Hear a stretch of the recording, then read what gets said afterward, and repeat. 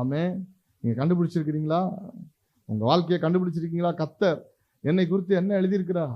என்னை குறித்து எந்த இடத்துல எழுதியிருக்கிறார்? எந்த வேதவசனம்? எந்த வேதவசனத்தின் அடிப்படையில்? ஏராளமான காரியத்தை என் வாழ்க்கையில நான் சொல்ல முடியும். ஒவ்வொரு சூழ்நிலைகளிலும் கர்த்தர் ஒரு வசனத்தின் அடிப்படையில் என் கூட இடைப்பட்டிருக்கிறார். அதை எடுத்து வச்சு பேச முடியும். வேதம் உயிர் உள்ளது.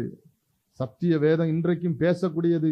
ஆத்துமாவை உயிர்ப்பிக்கிறதற்கு வல்லமை உடையது. என் வசனங்கள் ஆவியும் ஜீவனுமா இருக்கிறது. வசனம் நம்ம கட்டும், நம்மளை உயிர்ப்பிக்கும். எவன் ஒருவன் வேத வசனத்தை வாசிக்கிறானோ அவனை அந்த வசனம் வாசிக்கும். எவன் ஒருவன் வேத வசனத்தை வாசிக்கிறானோ அவனை அந்த வசனம் வாசிக்கும். நீ யார் என்பதை அந்த வசனம் சொல்லும். உன்னை குறித்து தேவனுக்கு திட்டம் என்ன? உங்களை குறித்து தேவனுக்கு என்ன எதிர்காலம்? உங்களுடைய எதிர்காலம் என்ன? உங்களுடைய வாழ்க்கையை குறித்து தேவனுடைய திட்டம் என்ன? வேத வசனத்திலே புஸ்தக சுருளில் என்னை குறித்து எழுதப்பட்டிருக்கிறது. கரங்களை வேதத்திலேயா சொல்லுங்க.